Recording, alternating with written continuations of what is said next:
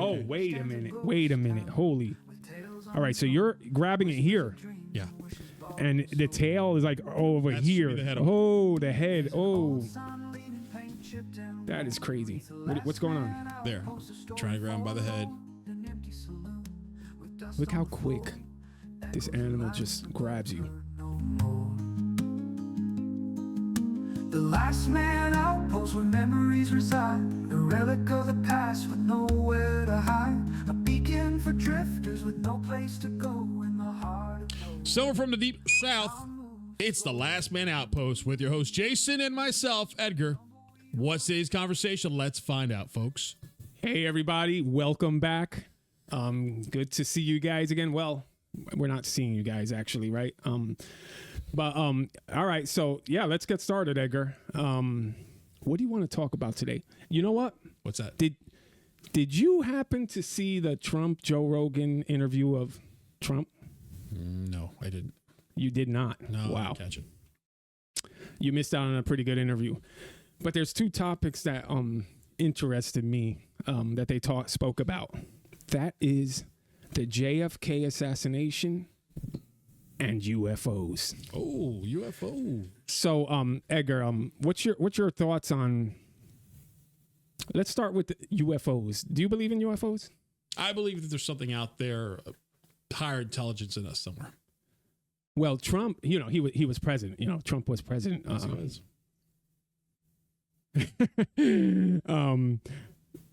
So he should know what was really going on, right? I mean, I'm sure he got all the secret documents, but since the alphabet people were kind of against him, maybe they didn't let him know everything. True, I totally agree on that. I'm sure he got some information here and there about that, but wasn't allowed to release it. I think they didn't tell him 100%. I'm not a 100% believer in UFOs. I believe in UFOs, but I believe it's all man-made. I believe it's like top secret projects, and they test them, and people freak out when they see them because it's a new technology. But so in his conversation with Joe Rogan, he mentioned that he spoke with like pilots, like good Air Force pilots, as he explained. They were good people, good looking people, Air Force pilots. I got to do the hand movements. It's good looking people. But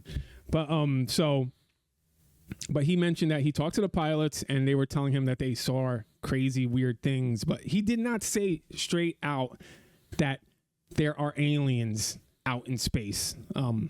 Tell me, what's your thoughts? What do you think about that? I mean, yeah, you're right. We don't know if there's aliens out in space. We do know there's aliens out across the border.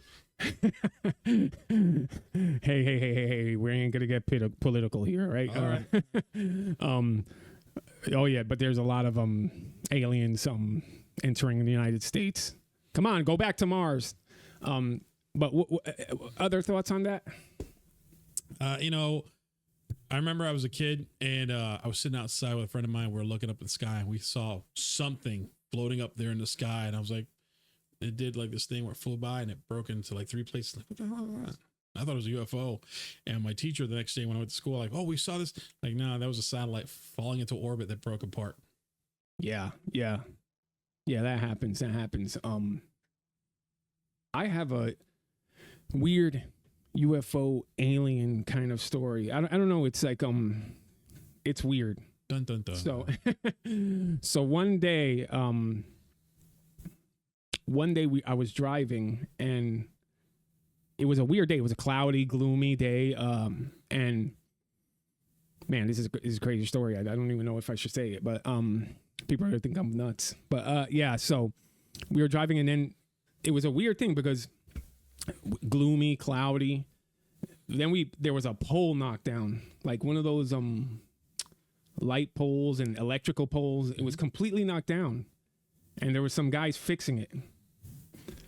We driving by that. It was weird, kind of weird that would happen. Like how would that happen? We didn't see a car. We didn't see any cars. Nothing hit it, so it was kind of weird. But so we drive by that. I'm like, that's weird. I wonder what they're doing there. I wonder what happened. So then as we drive more, it was just weird, the atmosphere. And as we were driving, all you could hear is dogs barking. The whole neighborhood, all the dogs were going crazy. How old were you when this happened? Because you said you were driving. So it must have been as an adult, correct? Yeah, this happened. I was probably in my late 20s. Okay. Mid 20s. So, yeah, so all over the neighborhood, there was just dogs barking. And I found that weird. I was like, why are all these dogs barking? Something's up here, you know? The day just felt weird. So then we get to the house. We go home, and then night comes, right? So then I go to bed. Mm-hmm. In the middle, when I wake up in the middle of the night, I wake up, but I'm frozen stiff. Mm-hmm. So I'm kind of on my left side turned. So wait. So you mean your eyes open up, you're awake? Yes. Okay. So, and you're like, you know what's going on in the room, but you physically can't get up. Yes. That's called it's paralysis, sleep paralysis. Yeah. So yeah, and some people call it fright something, night fright. Some people call that night fright Or night terrors. Night terrors, something like that. Yeah. So I was frozen, and then so I was turned on my left side, mm-hmm. facing the wall over there. Mm-hmm. My back was the other side, and it was an open area in the room, and I just felt this presence, you know, and there was just something there with me, you know, and so I was trying to fighting. I'm like, no, I'm not. I'm gonna freaking trying to figure out how to move. Yeah, I'm like, yeah. I'm gonna fight. I'm not gonna lay down here and just let something, you know, do something to me. So I'm like fighting it. Finally, I get my arm. My arm finally gets to move over, and I go to the other side of my back. I can't move. All I can move is my arm. So I get my hand open wide. As I'm going down, I hit something. My hand hit something. The softest, roundest, coldest thing. Yeah. I felt it. Some round, soft thing. You know? Freaked me out, man. And then I was out. That what happened to you right there, which is paralysis. It's what did I say it was called? I'm sorry. Sleep paralysis. That usually has to do with the paranormal. I want to say I did hear one story about UFOs and the paralysis, but it's usually paranormal because they say you usually feel weight on your chest, and they say that's the hag sitting on you. Yeah, I've heard that. Yeah. No, I've heard about all that, and I heard that when people are abducted, that's how they feel too. But I can't tell you if it's that. I don't know if it was a nightmare. Maybe it was a nightmare. Because I'm not one. I don't believe in aliens. There hasn't been enough proof. There's, like I said before, there's cameras, phone cameras. It should have happened already. Let me ask you a question. Where it happened, the bedroom, the home that we're staying, did any other weird things happen? Or was that the only one? I can't recall, but it was in Homestead. Explain Homestead, Florida to people. Homestead, Florida was originally a rural area. It was known for agriculture and farming. But it's very developed now. It's a lot of homes being developed there, a lot of apartments, restaurants, and businesses. A lot of now. Yeah, now. Yeah. But what you're missing the most important thing about Homestead. You mean all the animals being displaced? Nope. What's that? Homestead Air Force Base. Oh. You forgot about that. Base. Yeah, we had a military base there. We still have a military base there. It's still there. Exactly. Who knows what they're doing? Hey. Huh? I know there's a lot of reptiles being caught there. A lot of invasive reptiles. You're talking about the human green reptiles? No. I don't know if you guys know about that conspiracy that there's actual reptiles people disguised as humans, and they're like the people running the world. Like in the show V? Yeah. The V, it's probably reality, right? So yeah, there is an Air Force base there, which is kind of weird too. But like I said, I don't believe in that. I don't know if it was a nightmare. Probably it was a nightmare. It was after that night, I was like strange. But throughout the day, it was strange with the dogs barking all over. the whole neighborhood, all you could hear is dogs howling and barking. It was wild. It was wild. I mean, I know sometimes some neighborhoods, hell, it takes one dog to start barking, and then it gets all the dogs in the neighborhood start barking. That's possible. But that's the thing. Never. That's never occurred. Weird. And then the next day, when I woke up and I remembered all that, I was thinking about the light pole and stuff. I was like, what knocked down that light pole? Maybe a UFO. But yeah. So that's probably one of the most wildest, craziest stories like that I have. I don't know what it was. I think it was a nightmare. That's very possible. Do you have anything crazy like that? No, not on UFOs. UFO stuff, that's not something that, I guess that one time when I was a kid, other than that, I really have never seen anything else UFO related. Yeah. Well, the mind is powerful. And, at one point I was into horror movies and science fiction and all that. I'm still into science fiction. I love it. So, maybe my mind played a trick on me, maybe seeing the events of that day with the light pole, with the dogs, my mind just got like, ooh, this is like something out of the movies or something I've read. Mm-hmm. And then when I went to bed, I dreamt I had a nightmare.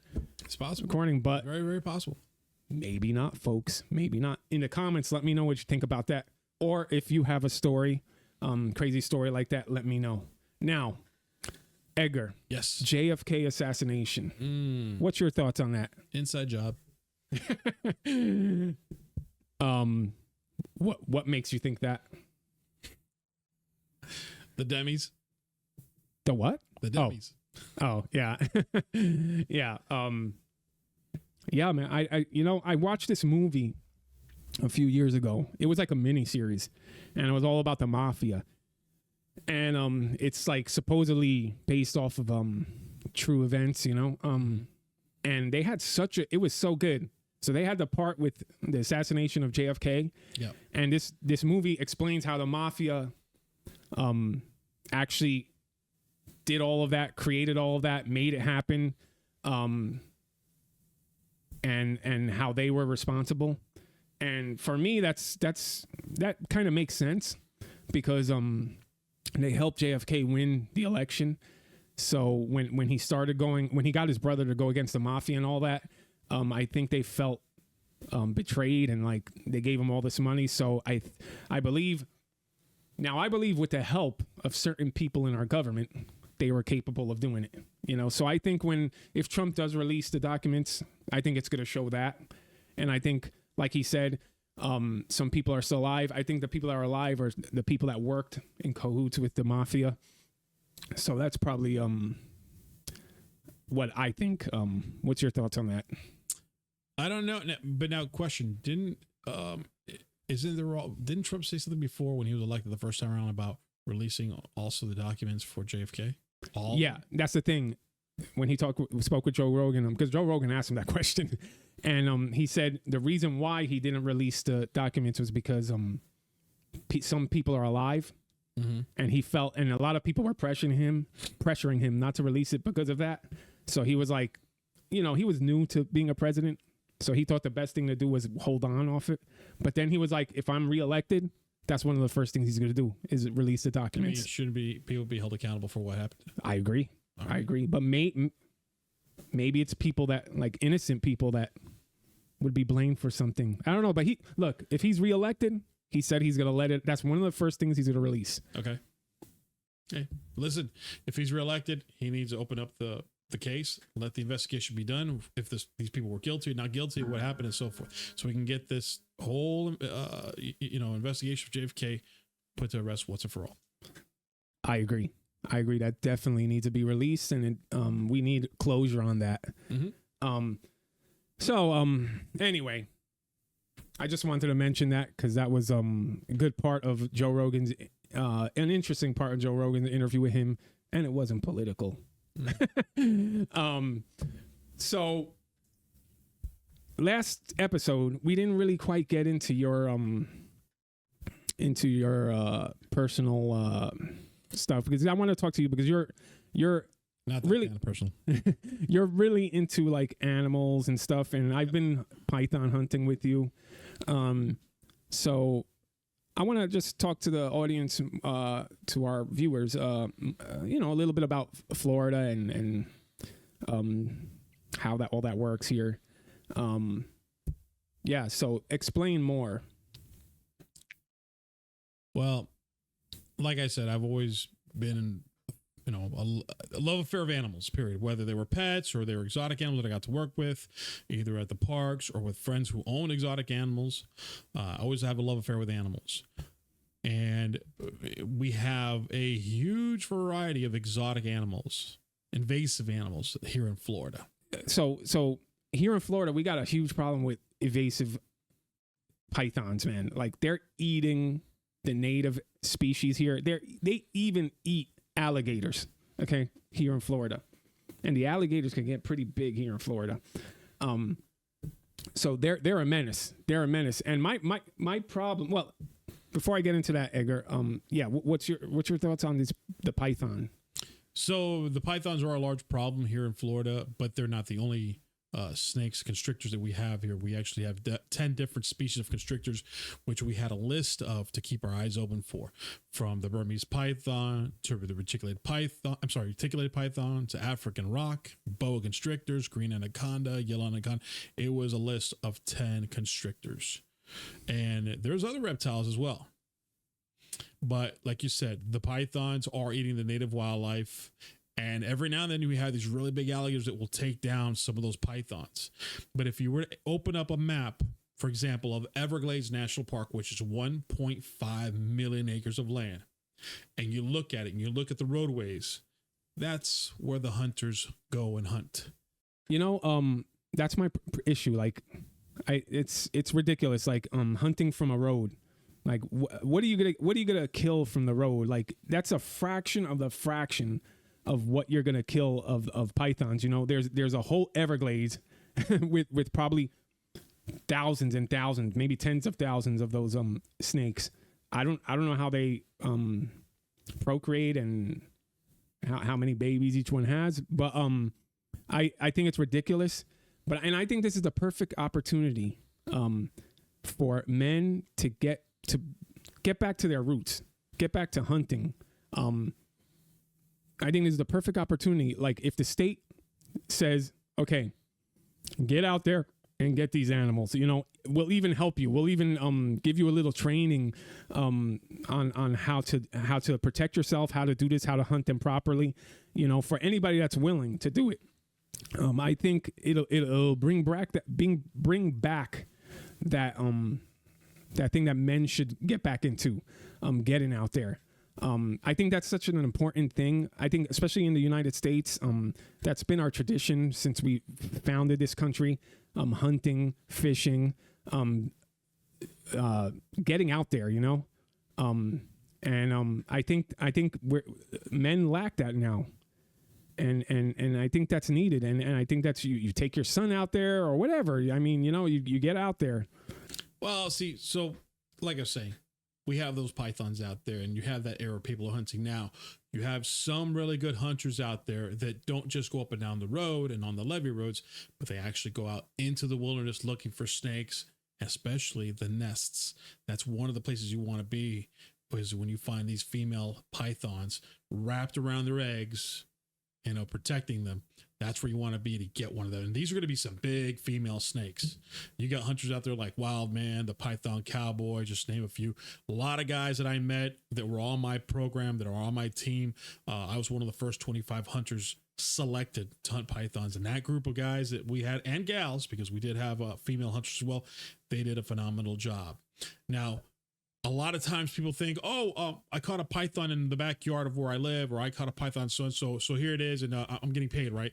Doesn't work that way. And that's the thing. People are just looking for the money. They're looking for the, hey, dame el billete, give me the greenery. No. You only get paid when you are hired by South Florida Water Management District or the Fish and Wildlife Commission as a python hunter.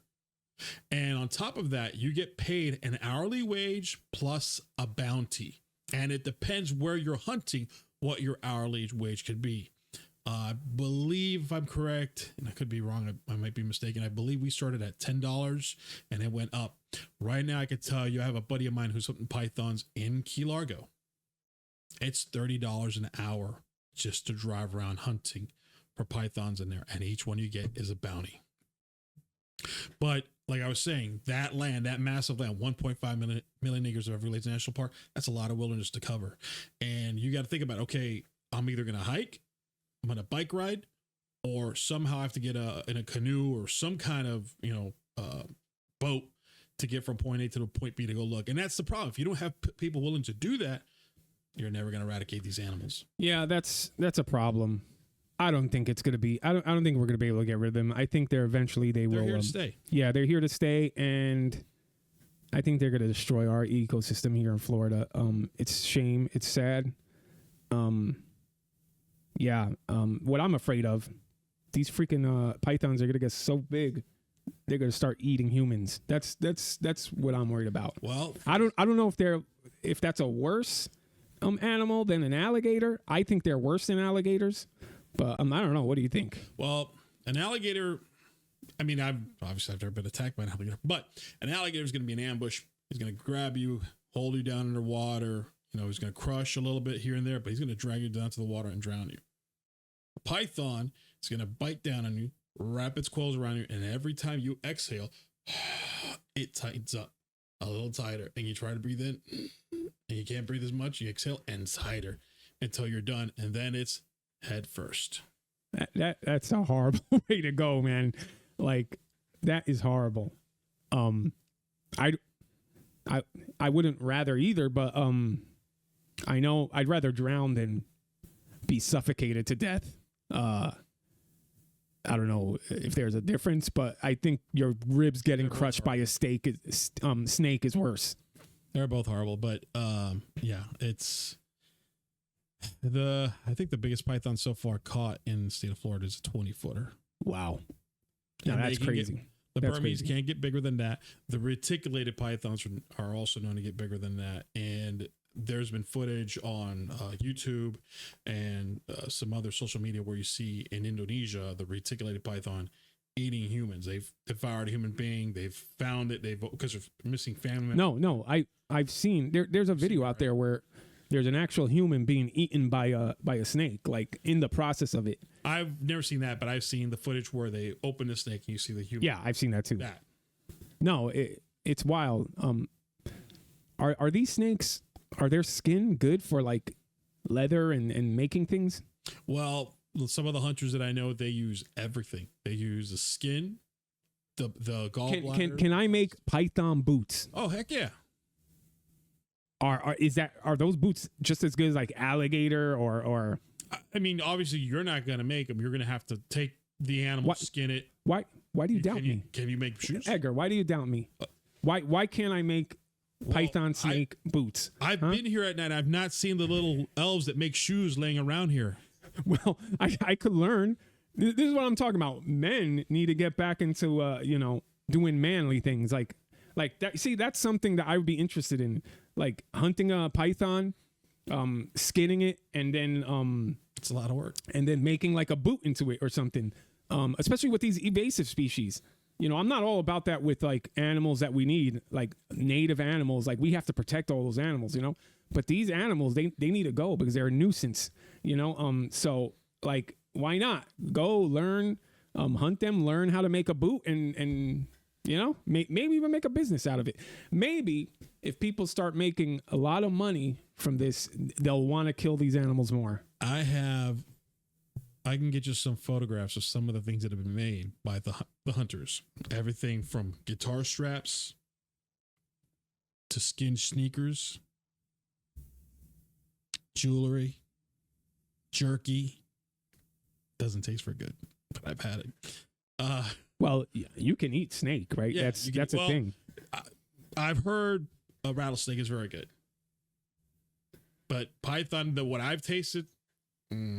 Yeah, I see a lot of YouTube videos about people eating rattlesnakes and stuff, and they're like enjoying it. I've never had snake. I'm interested. I would like to try it, but I've never had it. Hey, but if you're out there and you need to survive, yeah, I mean, you're absolutely right.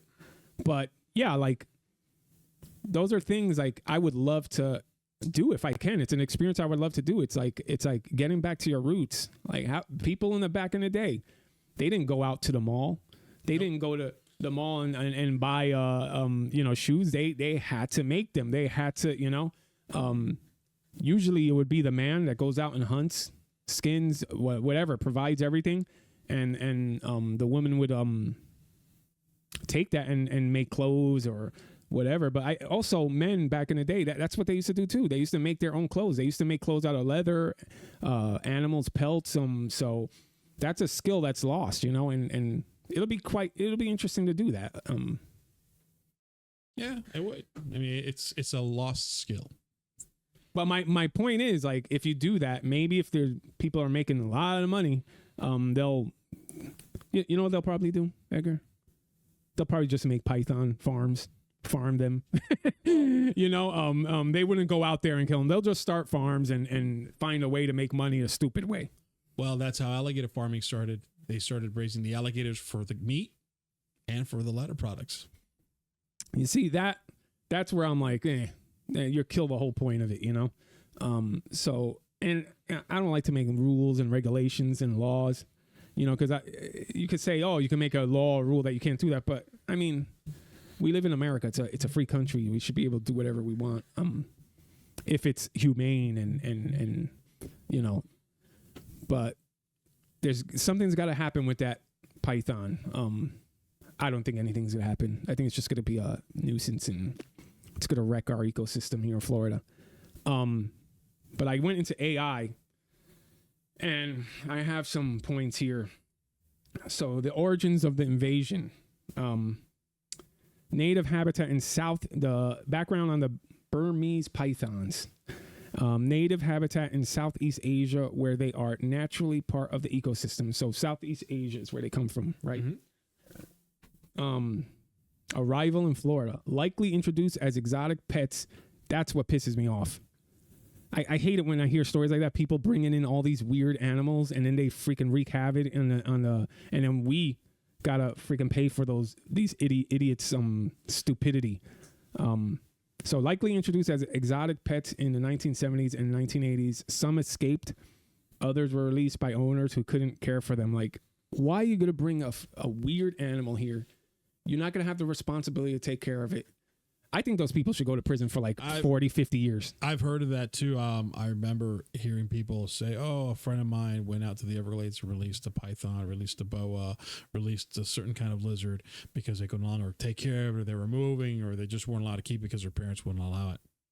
No, it's like you get a dog and then these people just throw the dogs in the middle of Homestead. Or in the middle of the Everglades. Yeah. It's like, how cruel are you? That's just not right. You shouldn't do that. If you can't have the responsibility to take care of an animal, what are you doing with one? I've seen feral cats out in the middle of nowhere in the Everglades. Cats. But cats are awesome predators. They're survival. They're a survival animal. They can survive, but again, that's one of the issues is now, okay. Yeah, they become feral and then they become a nuisance. And they killed the different birds and native wildlife, native mammals like the mice and so forth. So like when I worked in Everglades National Park during the winter months, the birding season, as we call it, you could see anywhere up to 350 different species of birds. That's a lot of different birds. Yeah. Now there's like what, 10? I have no idea. I haven't been out there in a long time, so I couldn't tell you. Yeah, like Florida is an amazing place. I mean, it's not like you go to the Midwest or you go to Montana or something where you have mountains and rivers and 4 seasons. But I mean, Florida is its own place. It's Florida is Florida. There's nothing like it in the United States. And it's sad that these things are like destroying it. Like, man, it sucks. But anyway, to go on, let's see how it spread. Major hurricanes like Hurricane Andrew in 1992 damaged facilities and pet enclosures, releasing more pythons into the wild. Yeah, like, man, and Andrew was a real. It messed up a lot of things. And the thing is, like when you read there on the AI about the reptile enclosures, we're not talking about a concrete structure unless you had that kind of money.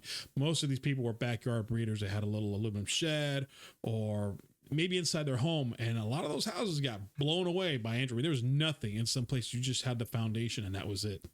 I would think that living in Florida, you'd be well prepared for a hurricane. But you know, I think when Andrew happened, it was there hasn't been a disaster like Andrew in many years here in Florida, so people have forgotten, because there was some really terrible hurricanes like in the early 1900s, but all that was forgotten. So I think people really didn't realize how bad of a disaster a hurricane could be. So that was a problem back then, because you would think we live here in Florida, they should be better prepared, better facilities.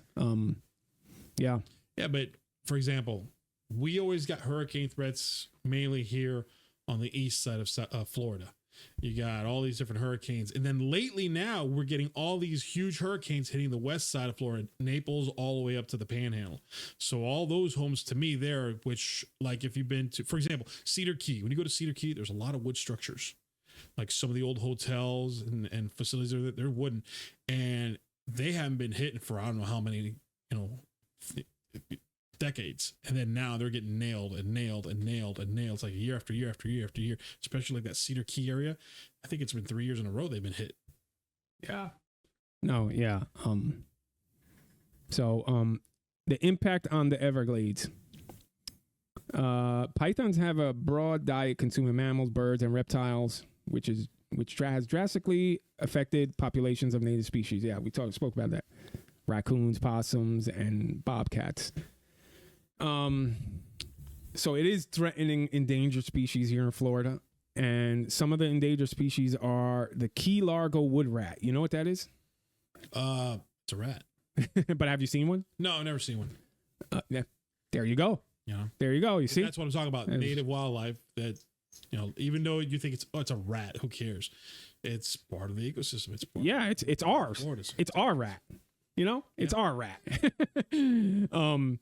So the Florida panther, which that one kills me.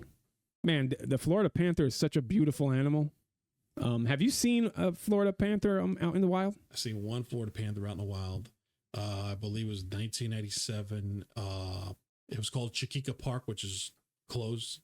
And I was driving on that road. I remember at the time, my wife at the time, my ex, she told me that there was a meteor shower. If you go out somewhere where it's really dark and there's no lights from the city, you should be able to see it. So we drove out there looking for that. And as we're driving down the road, I see something on the road. I'm like that's not a dog. There's something big on the road. And I'm like, that's not a dog. You see the eye shine, the way it's walking. I'm like, that's not a dog. And as we got closer, you see it's a Florida panther. And I saw it. And as I turned the wheel to get the headlights further on, it just jumped the canal. And not a big broad canal, just a little canal, and took off through the woods. Food chain shift. The presence of pythons competes with native predators such as alligators, upsetting the natural balance. Yeah, of course. Yeah. Efforts to control the population. Burmese python hunting programs. State-led initiatives like the annual Python Challenge incentivizes hunters to remove pythons from the Everglades. Yeah, but how is that done? This is what I was talking about. It needs to be a bigger program. They need to get out there more. They need to just make ads on television. I don't know, or on YouTube. One of the problems they've had in the past is they did have, I don't think it was a challenge, but they had people come out and volunteer to come look for pythons, and they were out there killing native snakes. And that was one of the problems. Like you need to know what you're looking for. For example, there's a video that went on through YouTube this past year, during this year, 2024, of some officers, I will not get into details, who could not identify a boa constrictor from a Burmese python. And they killed the boa, which apparently was worth a lot of money. If you are in this group of law enforcement dealing with animals, you better know what you're looking at. I always tell people, look at the colors, look at the patterns, look at the girth of the animal. Know to identify it so you don't screw up. There you go. There's a Florida panther. Such a shame. Did you know that we have wild monkeys? Yeah. Yeah. But that's native to here? No. Yeah. Monkeys are not native to here. We have wild monkeys in different parts of Florida that are not native. For example, in, I believe it's Martin County, like Port St. Lucie area. There was a gentleman out there who had passed, the story that I was told, he had passed away, and he used to import exotic deer from Africa and other places to Florida. It was for big game hunting. And when he passed, his wife sold off the majority of the animals that were worth money, but released the ones that were not. And these animals have now bred with a white-tailed deer here, and you have what's now called a black. I'm sorry, this needs to be against the law. I'm not one for laws and all that, but I think if you bring a species that doesn't belong here and it actually escapes or you release it, like I said, I think you need to go to prison for a long time. Like, that's just not right. Because check this out. Rapid reproduction. Female pythons can lay 20 to 100 eggs at a time. Yes. Allowing populations to grow quickly. That's crazy. How are you going to stop that? How in the world are you going to stop that? Forget it. We're going to have to accept it. Their adaptability. Burmese pythons are highly adaptable to Florida's warm, swampy environment, which is similar to their native habitat. Yeah, it's Florida's a perfect location for that. Oh, yeah. Difficult detection. Pythons camouflage and they're very you know that better than anybody. They blend in very well. But here's another thing. When a python is born, a baby python hatching from its eggs, it's 2 feet long. When it's born. Yeah. That gives a huge advantage over a lot of native snakes here. That's great. They're going to make what's that movie with Jennifer Lopez? Anaconda. Anaconda. They're going to make soon they're going to be able to make a movie Python in Miami or something, like a killer python. And there was a python movie. I don't know where it was based out of, but yeah. Hey, we should make a movie like that. That's a good idea. I should write a script. Yeah, similar to Anaconda, but in Miami, the Everglades. There you go. That's a thought. All right. So what else do we have here? We do have a video of Edgar. Let me find that video. So we do have a video of Edgar with several pythons. Let me find that video because but go ahead and explain your experiences with pythons and what you used to do. So my first experience with the Burmese python was actually in 2002 when I worked at Shark Valley in the Everglades. And summertime, we had this 12-foot python come out of the woods and stretch. Look at this. Look at this. Look at that. That is wild. What's going on there?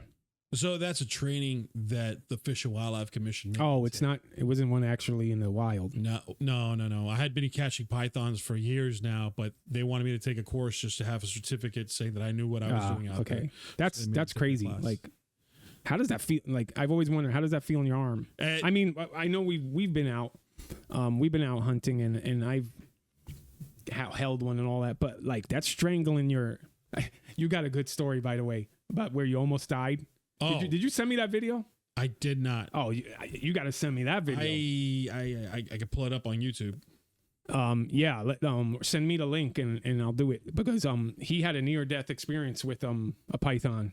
It's wild. So go ahead. Let me find another image.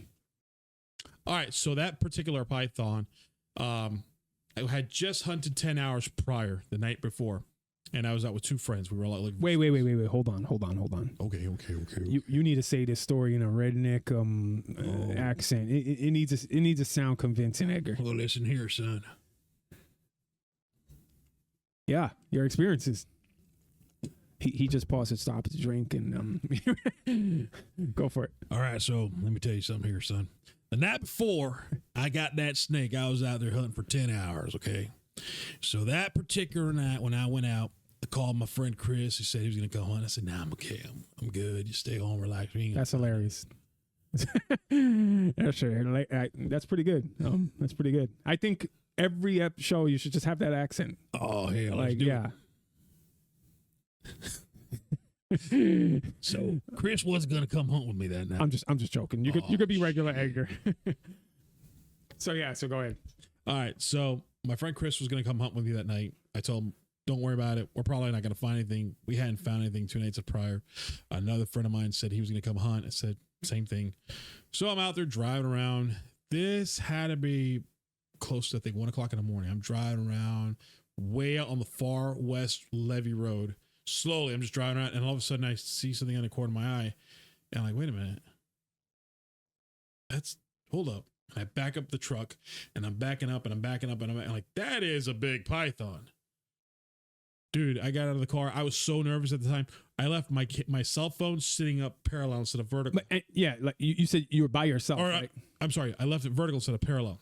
But you're by yourself. I'm by myself. Nobody's there. Nobody's with me. And you have the nerve to go out there and get this huge freaking python. I've done it many times before, but this one was bigger than anything I caught. So I'm thinking, okay, I got to get this on video. Isn't there like a rule? You should never go at these things alone. You should never go alone, but I didn't have any other hunters going out that night with me. All right, so go on. So put the car in park, have all the spotlights, everything hitting the animal so I could see it. I hit the camera. Again, I didn't take my cell phone and twist it long ways like I should have to film it. I had it vertically. It wasn't the greatest film. Horizontally. I'm sorry, horizontally. So I get out of the vehicle. I go up to the snake. I'm like, fuck it, let's catch this son of a bitch. I had the bag and I think I had the tongs with me. So I go and I pin it and I bust out the tongs. Bust out the tongs, grab by the head. And then she starts wrapping around me, and I'm like, uh-oh. And I remember in my head, my ex kept saying, one day you're going to go out there by yourself, and a big snake's going to wrap itself around your neck, and you're not going to be able to breathe, and you're going to die. Yeah. When he sent me that video, I was looking at it. I was like, Edgar, man, it's a miracle you're here with us today. When he sent me that, I was like, you're crazy. I'm like, this video, it has to go viral. Did it? No. Damn. I mean, it's on YouTube, but yeah, it wasn't seen by many people. Well, hopefully it'll get seen by more. Let's show this video. You guys got to see this. This is crazy. You can narrate as it plays. So I'm in the car right now. Can you hear that? Okay. So I'm in the vehicle right now trying to get ready. And if you look in the footage right there, there's a black line. Where? Right. Go a little bit. Here? No. Go come down into the grass. Right there. That dark line right there. That is the python. Let's fast forward a little. You see it right there? It's right there. Yeah, that's the snake. Okay. Oh, you grabbed it there. Okay. Mm-hmm. I thought I had the tongs. Oh, okay. Wait a minute. Holy. All right, so you're grabbing it here. Yeah. And the tail is like over here. The head the head. Oh. That is crazy. What's going on? There. Trying to grab him by the head. Look how quick this animal just grabs you. And remember, I'm by myself. So go on. What are you thinking at this point? I'm thinking I got to get the snake into the bag as fast as I can. You got to put this thing in a bag by yourself. Yeah. Now it's starting to wrap around. Starting to wrap around my neck. And I'm still trying to bag it. What are you thinking? What are you thinking? I'm like, I got to bag you. I got to get in the bag, but at the same time, it's wrapping around me. And I'm like, wait a minute. I'm like, okay, what am I going to do here? I'm like, screw it. Let's just get it in the bag. That snake is huge. It is huge. It's a big snake. You're struggling. You're struggling. I was almost 300 pounds at that point too. Yeah, you were heavier back then. A lot heavier. You are struggling. My breathing.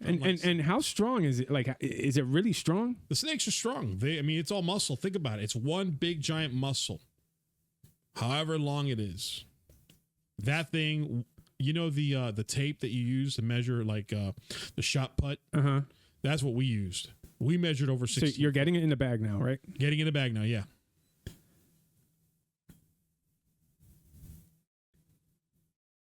Still getting it in the bag. Working on it.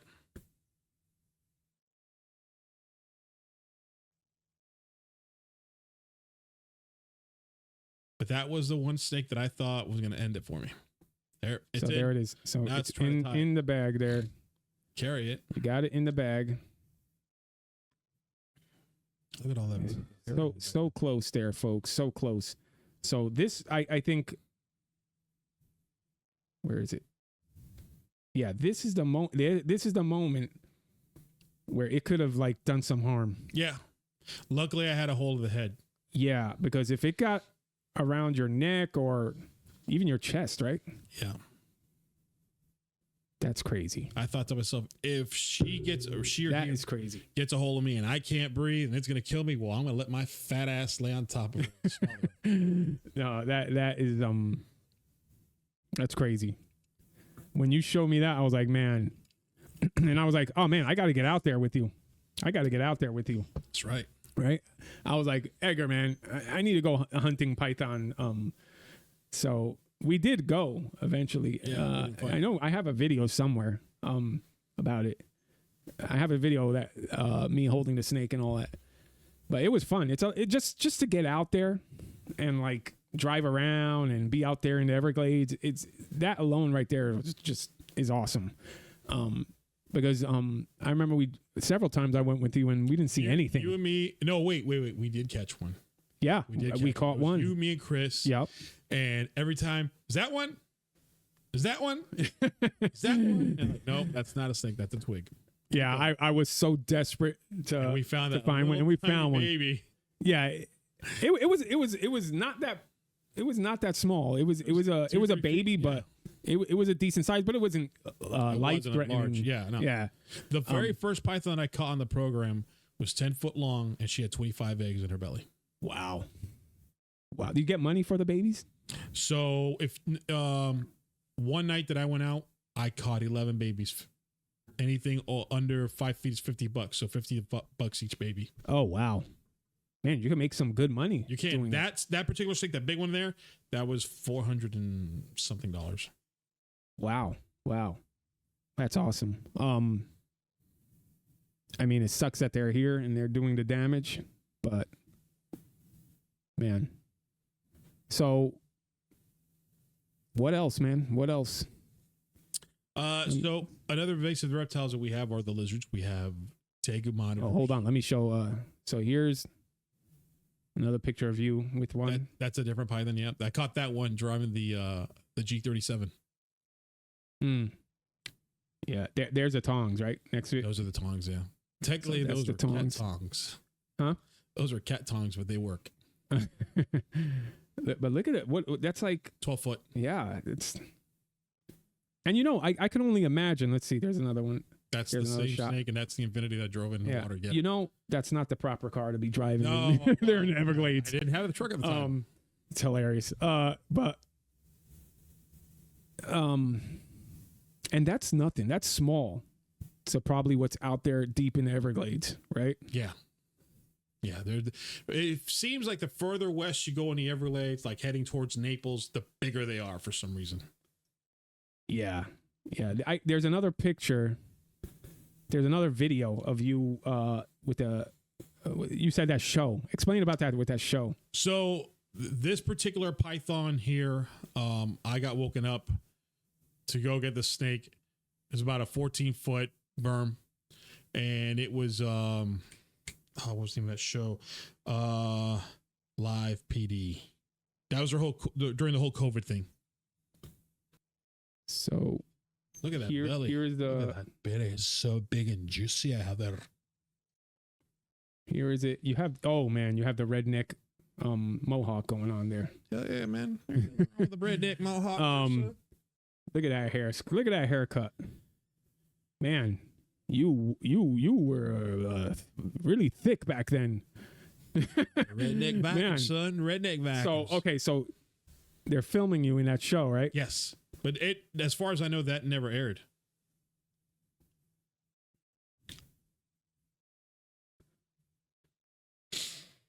And just to be clear, I didn't tie the knot on that bag, so that's why I'm having a hard time trying to get it untied.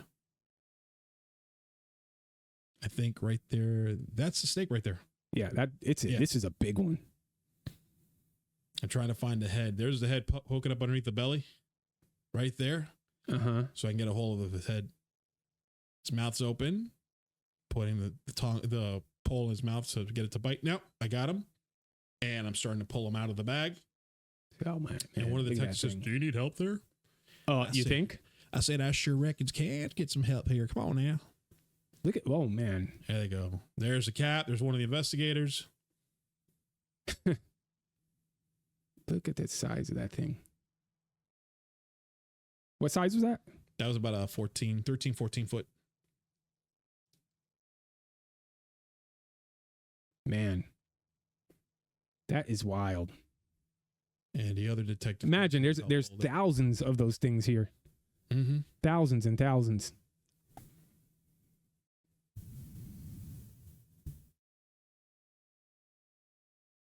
It's very interesting because so Edgar works, we've said it before, Edgar works Animal control.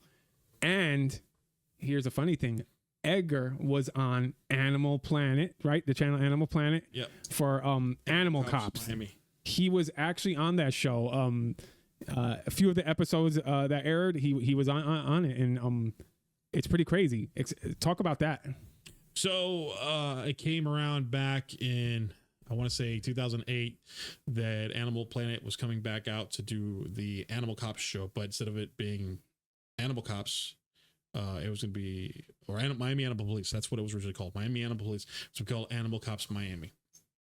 So we filmed for an entire year, and it was weird because you'd get in the truck, or I'm sorry, the van, because we didn't have trucks, we had vans, and you'd have a camera person right here just sticking a camera in your face, and you're driving like you're going to an address. They're like, "Don't mind me here. Just pretend I'm not here. Just act natural. I just do your job as you do on a daily basis." And I go, "Okay, the camera in my face. Okay, yeah, sure." And I'm I know how that is because I've worked on reality shows. There you go. I was actually a cameraman on several reality shows, and it was great pay. I think the reality shows is where I got paid the most. We didn't get paid. Of course, like the actors or anybody never got paid. Like it's sad because these companies that do the reality shows, they make so much money and you know, but I did several shows. By the way, all these reality shows are fake. It's very rare that you're gonna have a reality show that's actually real. They're all fake. They're all staged. I remember working on one show. It was completely staged. They tell them what to do. They tell them how to act, and then we just film it. Even when the interview parts where they're talking about what's going on, it was all staged. You know, they were all told what to say. And so on Animal Cops, because you're saying the stage part, we were out patrolling one area. We took, I think, 3 or 4 vans, paired up, looking for dogs in the neighborhood, and all of a sudden we hear an investigator calling for assistance, reference a bunch of German Shepherds escaping.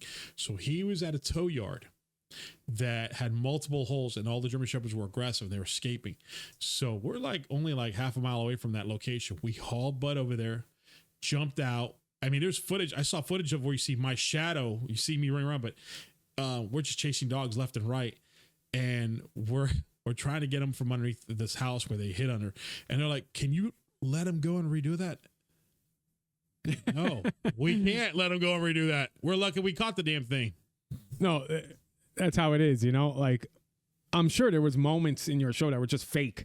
Probably when you guys were in the precinct, I'm sure they set up some fake shots, right? A lot of it wasn't that it was fake. It was what they wanted us to say. Some of the things they want to say is like, exactly. That's what I'm saying. Like, most of the time, well, for your show, because they're actually filming Animal Cops, so there would have to be some kind of reality, but they would put things.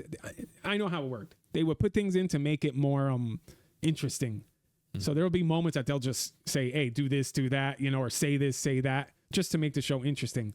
And in a way, they had to do. In a way, you have to do that because most of the time it'd probably just be a boring show. It'll be funny if the show Cops was completely fake. Criminals were just actors, and you know. So yeah, but Edgar was in Animal Channel. channel, Animal Cops.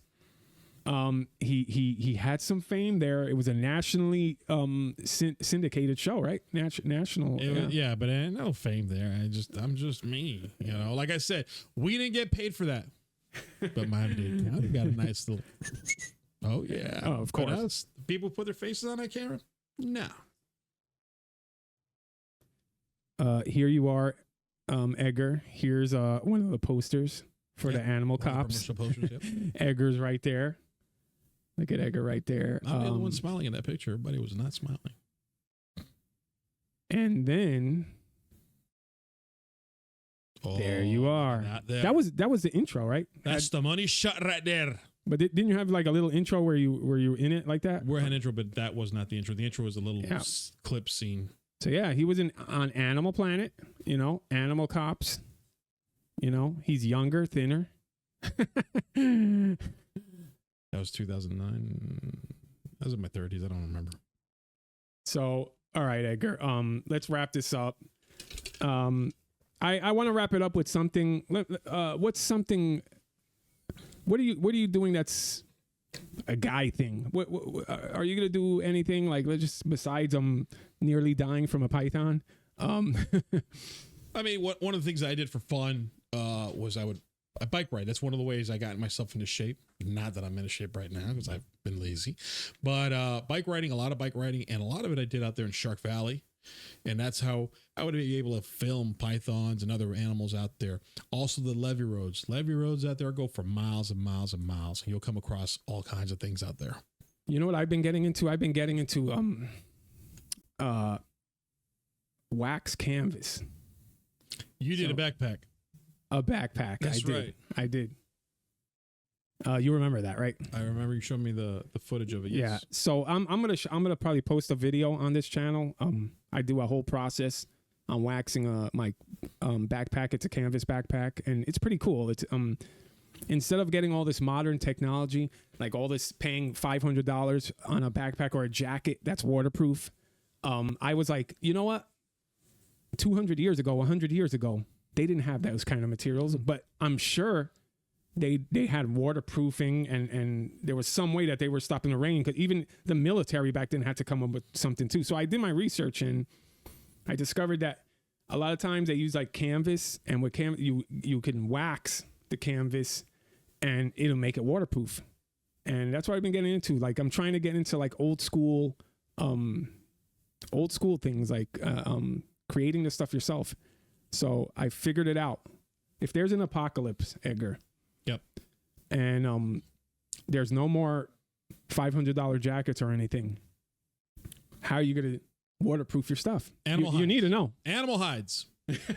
that animal hides are waterproof. Yeah. But yeah, so you have any thoughts on that? Do you have any thoughts on just like regaining those old school skills that we've lost? Well, some of that stuff you're gonna have to watch videos or read books upon.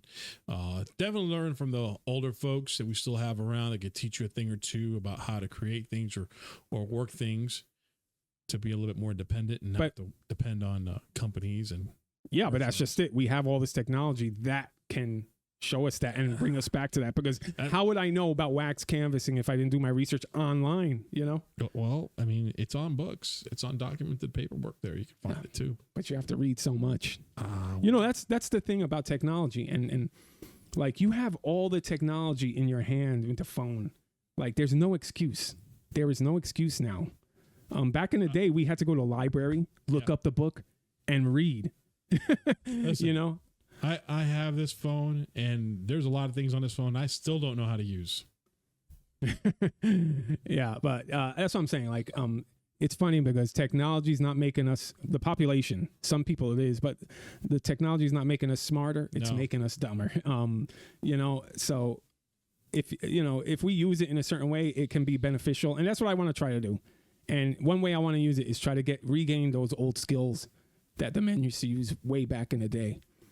But Edgar, that's a wrap. I think any parting words? Folks, once again, make sure that you do different things with your family, especially your kids. Take time and, make those memories with your children because they grow up very fast. Like Jason was saying, you might want to learn some old skills, like maybe take them learning how to hunt, bow hunting or maybe some black powder hunting. Take them out and do some photography. That'd be great with the kids. Do things that are outdoors, not just keep them in the house, sitting there playing on the iPad or playing video games all day long. It's not good for them. Get them outdoors, get them out there to do something and be physical and active. And that's also good for your body and good for their body. Other than that, folks, buenos nachos. There it is. Buenos nachos. So there's, I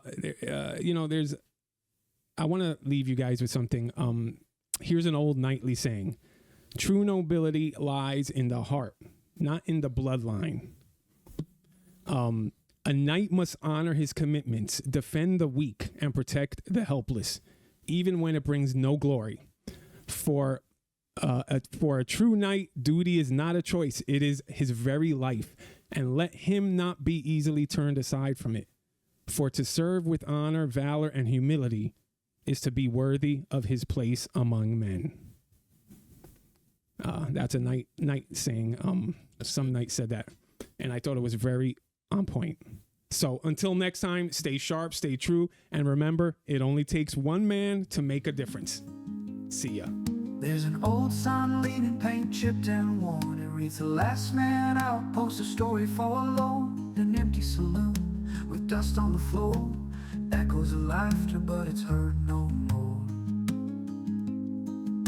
The last man outpost where memories reside, a relic of the past with nowhere to hide. A beacon for drifters with no place to go, in the heart of nowhere, where time moves slow.